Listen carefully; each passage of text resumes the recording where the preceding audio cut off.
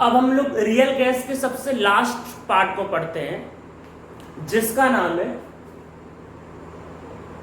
वीरियल equation of gas. Virial equation of gas, ये जो हम लोग करने जा रहे हैं, ये जे एडवांस के लिए थोड़ा बहुत इंपॉर्टेंट है, नीट और जे मेन के लिए इंपॉर्टेंट ज़्यादा नहीं है, पर इसमें लास्ट में एक टर्म आएगा बोल्स टेम्परेचर, जिसका फॉर्मूला आपको पता होना चाहिए, जो जेई मेन में और नीट में पूछा जा सकता है। तो वीरियल इक्वेशन क्या होता है एक्चुअल में, हम लोग अब गैस के फॉर्मूले को लिखेंगे V के टर्म में या फिर P के टर्म में, ठीक है, किसी एक के टर्म में लिख सकते हैं, दोनों के टर्म में चलता है ये। और ये जैसे वॉन डेर वाल इक्वेशन क्या था, वो सिर्फ डायटोमिक गैस के लिए एप्लीकेबल था, ये फॉर्मूला सारी गैसेस के लिए एप्लीकेबल है। तो देखो होता क्या एक्चुअल में, Z इक्वल टू होता है P Vm बाई RT, और Z को लिखा जाता है 1 plus B by Vm C by Vm square, और आगे ऐसे चलता जाएगा, मतलब प्लस क्या हो जाएगा, आप करना चाहो तो D बाई Vm क्यूब, और आगे चलता जाएगा। यही होता है वीरियल इक्वेशन ऑफ मतलब गैस। यहाँ पे है क्या कि BCD क्या है, BCD आर वीरियल कोफिशिएंट। तो इसमें है क्या, ये हम लोगों ने भाई गैस के लॉ को लिखा V के टर्म में या फिर P के टर्म में, तो ऐसा लिखना वीरियल गैस इक्वेशन होता है। यहाँ पे है क्या, ये BCD, ये सारे क्या है, ये सारे कहलाता है वीरियल कोफिशिएंट। ये ध्यान रखना, वीरियल कोफिशिएंट है। B जो है B, ये कहलाता है सेकंड वीरियल कोफिशिएंट, C कहलाता है थर्ड वीरियल कोफिशिएंट। अगर आपसे कोई पूछे फर्स्ट वीरियल कोफिशिएंट कौन सा है, तो है 1। तो फर्स्ट वीरियल कोफिशिएंट ध्यान रखना 1 है, और वो वैल्यू कांस्टेंट है। बाकी सारी वैल्यू आगे हम लोग देखेंगे, टेम्परेचर पे डिपेंड करता है, पर ये वैल्यू क्या होता है, डिपेंड नहीं करता। तो ध्यान रखना कि फर्स्ट, अगर कोई पूछता है फर्स्ट वीरियल कोफिशिएंट, तो वो क्या है 1, और ये वैल्यू क्या कांस्टेंट, किसी पे डिपेंड नहीं करता है। बाकी क्या है इसमें, B क्या है, B है सेकंड वीरियल कोफिशिएंट, फिर C है थर्ड वीरियल कोफिशिएंट। आप ऐसे आगे कुछ भी मतलब किसी को भी लिख सकते हो।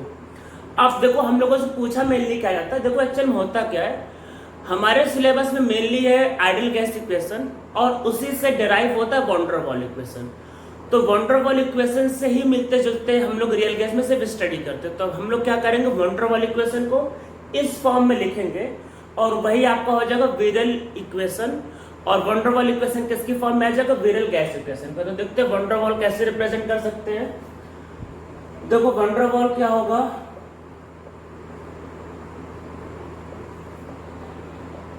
जे वॉन डेर वाल इक्वेशन, इसको डिवाइड करते हैं, इसको इधर लाते हैं, तो क्या होगा आपके पास P इक्वल टू क्या आ जाएगा, RT और Vm माइनस B, और ये आपके पास होगा A बाई Vm स्क्वायर, ठीक है। तो Z क्या होता है, देखो Z इक्वल टू होता है P Vm बाई RT। हम लोग P की वैल्यू को यहाँ पे पुट करते हैं, तो जैसे पुट करेंगे तो आपके पास क्या आएगा, ये Z की वैल्यू को P मतलब P की जगह वैल्यू पुट करेंगे तो क्या आएगा, जाएगा Vm upon Vm minus P, और RT से RT कट जाएगा, और ये क्या होगा माइनस होगा, एक Vm कट जाएगा तो होगा A और Vm और RT। तो देखो यही आएगा आपके पास, आप पुट करोगे तो RT बचेगा, ये वैल्यू आएगा। अब हम लोग इसको ऐसा लिख सकते हैं, ये आ जाएगा, इसको कर लेते हैं 1 अपॉन 1 B माइनस Vm, और ये होगा A अपॉन Vm RT, ठीक है। यहां तक सबको समझ में आ रहा होगा ये।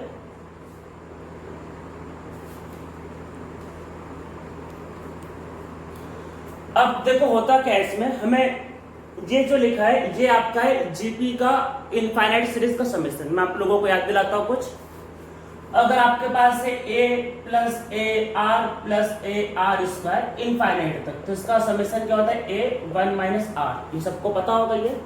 तो a क्या होता है, पहला वाला टर्म, और उसका समेशन। तो वैसे अगर आपके पास है 1 प्लस B बाई Vm, और ये साथ कंडीशन पता होगा कि R की वैल्यू 1 से छोटी होनी चाहिए। तो आपको सबको पता है B जो होता है स्मॉल b, वो गैस मॉलिक्यूल का वॉल्यूम है, और गैस मॉलिक्यूल का वॉल्यूम हमेशा कंटेनर के वॉल्यूम से छोटा होगा, तो B/V जो होगा 1 से काफी छोटा होगा, ये पता है। B गैस मॉलिक्यूल का वॉल्यूम है और V कंटेनर का वॉल्यूम है, तो गैस मॉलिक्यूल का वॉल्यूम कंटेनर के वॉल्यूम से काफी छोटा होगा, तो B/V की वैल्यू 1 से काफी छोटा होगा। तो ये जो टर्म जो लिखा है, तो देखो इसका समेशन होगा 1 और अपॉन 1/B माइनस Vm। ठीक है, सबको समझ में आ रहा होगा।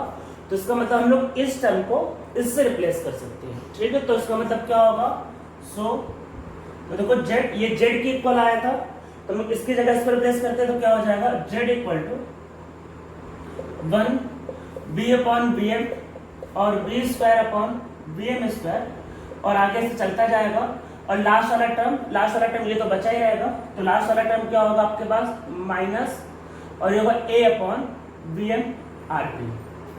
तो इसका मतलब ये होगा 1 और ये होगा B माइनस A/Vm इंटू, बल्कि इसको A माइनस और R into T 1/Vm plus V²/Vm², और आगे सीरीज चलता जाएगा। ठीक है, सीरीज इनफाइनाइट तक चलता जाएगा। तो हम लोगों ने ये सीरीज बना लिया। तो ये क्या है, ये एक तरह से वैन डर वाल इक्वेशन है, पर किसकी फॉर्म में, वीरेल गैस इक्वेशन की फॉर्म में। तो हम लोगों ने वैन डर वाल को वीरेल गैस इक्वेशन के फॉर्म में लिख लिया। ठीक है, ये तो इक्वेशन क्या है, देखो फिर से लिख देते हैं, z equal to 1 plus B और A/RT 1/Vm और B²/Vm², और आगे से चलता जाएगा। ठीक है, इसको अगर आप ओरिजिनल वीरेल इक्वेशन से कंपेयर करोगे, देखो B का वैल्यू, कैपिटल B का वैल्यू आएगा स्मॉल b, और ये आएगा A/RT, और C का वैल्यू आएगा B², ऐसे D का वैल्यू आएगा B²। ठीक है, ऐसे आप सबका वैल्यू निकाल सकते हो। अब देखो होता क्या है, B/Vm, इसका वैल्यू 1 से छोटा होता है, काफी छोटा होता है। इसका स्क्वायर लोगे तो वैल्यू बहुत छोटा होगा, या आप ऐसे समझ लो, या आप नॉर्मली कर लेते हैं एट लो प्रेशर, हम लोग ऐसा कर लेते हैं, लो प्रेशर ले लेते हैं। लो प्रेशर पे क्या होगा, वॉल्यूम लार्ज होगा, वॉल्यूम लार्ज होगा तो B/Vm की वैल्यू 1 से काफी छोटी होगी, तो इसका स्क्वायर काफी छोटा होगा। अब देखो, अब यहाँ पे चीज अप्लाई नहीं कर सकते क्योंकि यहाँ पे और भी टर्म लिखे हैं। ठीक है, तो इसलिए इसका स्क्वायर और छोटा होगा, तो आगे के सारे टर्म, क्यूब तो और छोटा होगा, इग्नोर हो जाएगा। इसलिए क्या हो जाएगा, z equal to 1B minus A/RT और 1/Vm।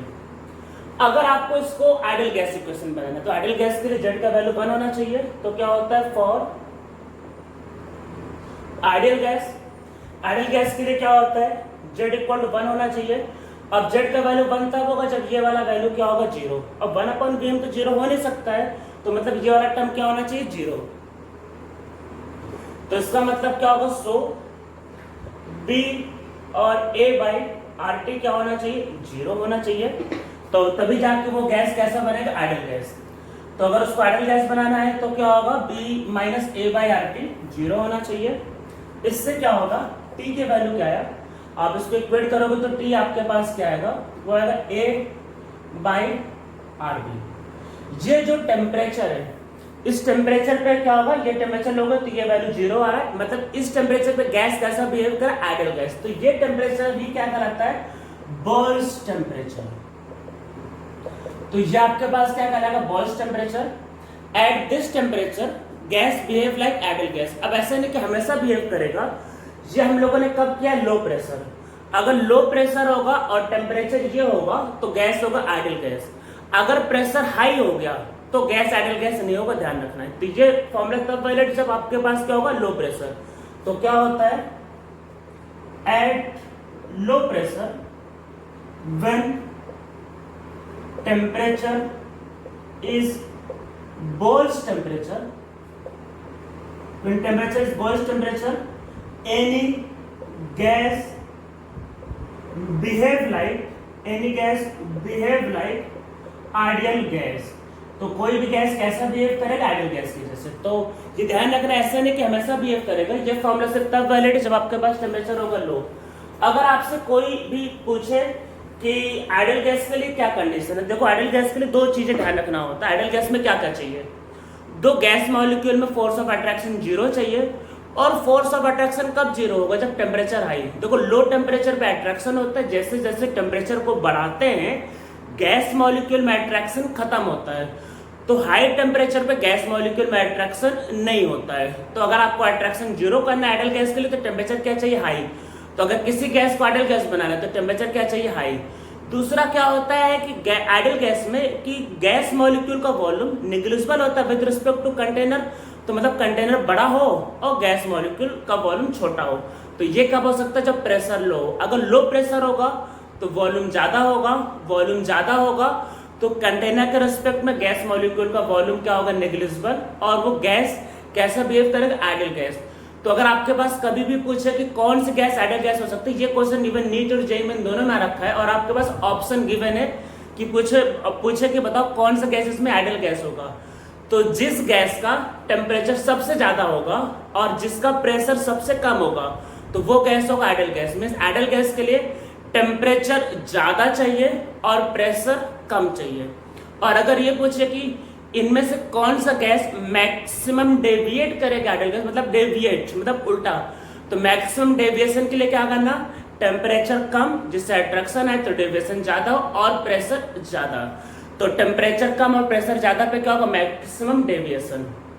तो हम लोग एक ग्राफ प्लॉट कर लेते हैं।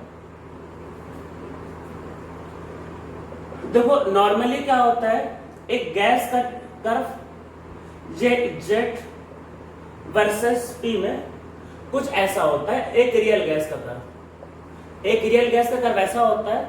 पर अगर टेम्परेचर बॉइल्स टेम्परेचर तो गैस कैसा बिहेव करेगा, आइडियल गैस के जैसे, पर लो प्रेशर पे। मीन्स ये क्या होगा, काफी देर तक यहीं पे घूमता रहेगा पर आगे जाके वैल्यू बढ़ जाएगा।